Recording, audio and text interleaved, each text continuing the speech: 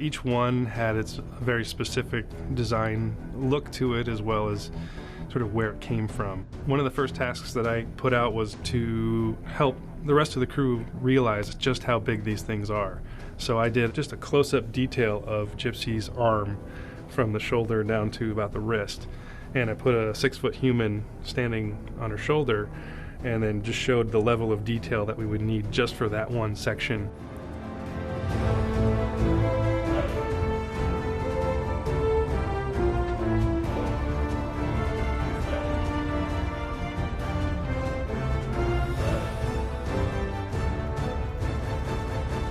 Mechanical designs are always the hardest to construct and rig and animate.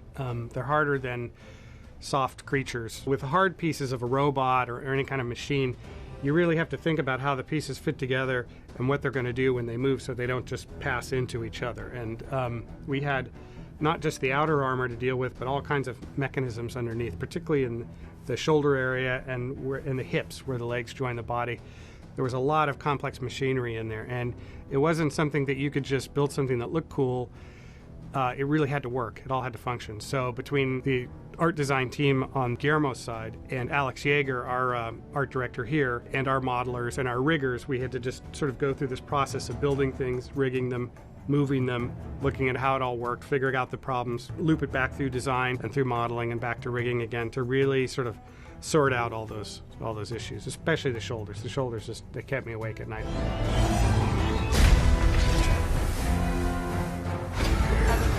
So from a model build perspective, we threw the kitchen sink at Gypsy. Pretty much everything we know how to do with asset building, we put into that model.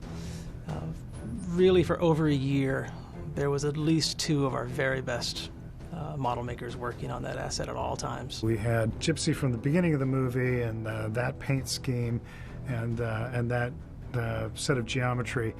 And then we see Gypsy being refitted in the Shatter Dome, and then that Gypsy gets additionally progressively damaged over the Hong Kong battle, which then gets repaired again for the final battle underwater. At which point, another series of staged, reveals of damage occur. By the end of the film, there were 22 different versions of Gypsy Danger. Gypsy B2B, which is a gypsy with no left arm, and then the other arm gets torn off, and oil splatters on her chest, and her head gets cut open. So lots of different setups and different versions of the asset were required.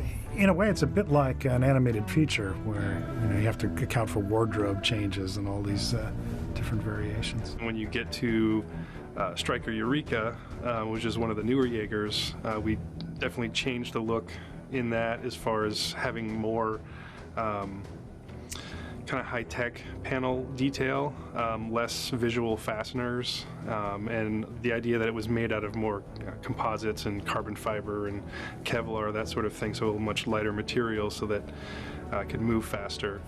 Big, strapping, athletic, the fastest of all the Jaegers, the most modern.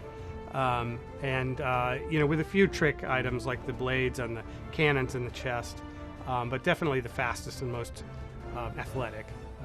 Crimson Typhoon is the most agile and nimble of them, with the fanciest moves, the thundercloud formation with the 3 arms and the buzzsaw hands. So very graceful, very nimble, the fighting style that's the most kind of martial arts like. And then Cherno Alpha is the oldest and toughest and most brutal of the Jaegers, the most powerful, but probably also the slowest. And that's the Ukrainian, the Russian Jaeger. And I think that was my favorite design. There were fingers, but they were almost always balled up into giant sort of hammer fists, and the head was kind of a big formed bucket piece that couldn't really swivel, and I sort of enjoyed the limitations of that design a lot. And then we did Hong Kong. There's no way to shoot photography of Hong Kong that's going to do you much good when you've got 2 giant characters smashing the city apart. So from really the first frame of that sequence, we had to create everything you see. For the most distant background buildings, we did most of that through our digital map painting department. But the buildings in the foreground that were actually getting damaged had to go through our standard model view paint lighting pipeline. We built 14 or 15 fully computer-generated buildings that were prepped with all the detail and interiors ready to tear apart. The big battle in Hong Kong wasn't really logistically possible to shoot plates for, and so much of what we had to do was destroying buildings. And that Guillermo wanted to go for this much more operatic, theatrical quality to the look, meant that plates were a very limited value there. One of the streets we need to basically has double the width of it. For another street we need to replace a few buildings because we're not allowed to show a building that say gets destroyed, for example. It's raining and you've got these characters who are fighting, so they're knocking down buildings. You've got buildings falling down, there's dust from the buildings, there's sparks. The water that's accumulating on the characters is flying off in all directions. The lighting from all the neon signs is what was actually lighting up the characters. So when Gypsy walks down the street in Hong Kong, he's not being lit by a big, fake moonlight. He's being lit by the buildings and the signs and the occasional helicopters that fly by. The dogfight came out of the Hong Kong Scout.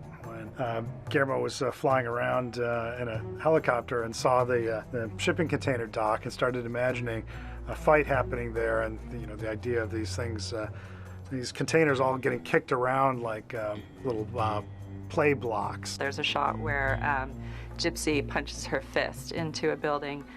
We decided to approach that with miniature work, and we went to 3210 Studios, which is here in San Rafael. For the sequence, we created, I believe, 14 fully realized cubicles. What we were able to do was print a lot of the elements on the 3D printer. We had practical scale lighting on set. We had the drop ceilings. We had to come up with material engineering to make sure that everything broke according to the way that a real thing would break.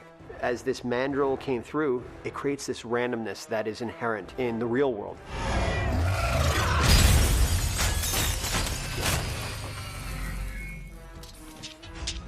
Guillermo has presented this fantastic story point. Here's Gypsy with a baseball bat, only it's a oil tanker. And we say, but it doesn't work with an oil tanker. An oil tanker is 5 times bigger than Gypsy Danger. You can't use it as a baseball bat. And he says, doesn't matter. Make the tanker work. The tanker in the street fight sequence is not at all shaped like a tanker. But in the end, that baseball bat freighter works like a dream.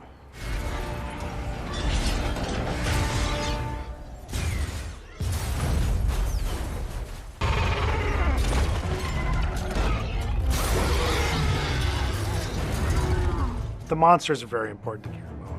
It's a love of his since childhood, and so he wanted to make sure that every one of these monsters had their own personality and things that kind of came out of the design.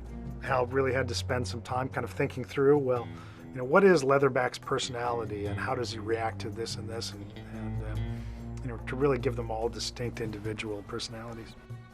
It was a unique opportunity to create a zoo full of creatures that were gigantic and monstrous and deadly. It could never really exist in real life. We start with Knife Head with this big blade head, and I was really tickled. That was the first design I saw in our first meeting with Guillermo, and I liked that because I was a big kaiju movie fan as a kid. Extremely deadly Category 3 kaiju, which is the kaiju have categories of power and threat level. It says how deadly they are. Onibaba is a huge crab, and we see that in the Tokyo flashback that Mako has. And so that was really fun to figure out because it was so different from all the others. And it's moving on these big crab legs, and it's got these huge claws and smashing through buildings. It's got these gigantic spikes and protruding horns, which are designed to destroy entire cities as it moves through them. And it has a very complex face with tons of little moving parts that open up.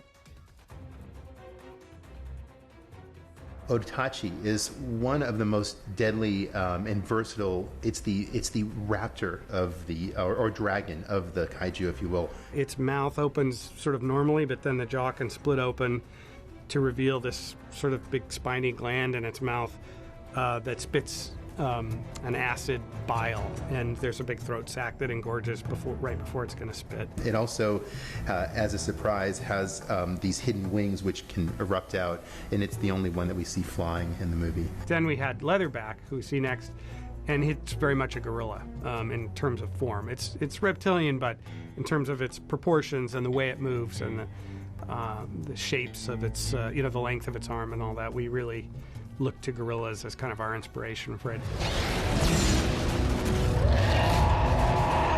It's the King Kong brawler wrestler. It's the heavyweight with the overhanging belly, extremely powerful, and it has an EM pulse, an electronic pulse generator on its back that works sort of like a flintlock. And when it slams this thing down on its back, it sends out a signal that takes out entire electrical systems of Jaegers and surrounding cities. Figuring out the scale and the speed at which to move both the kaijus and the Jaegers was difficult. What makes the creatures feel really big is the amazing animation of Hal Hickel and his team and the way they move to make you believe that they're really big. The simulation of James Tooley and his team to make the flesh feel like it's jiggling and moving, and the incredible compositing and rendering to make you see layers of water and mist and all the particles to make it seem really big.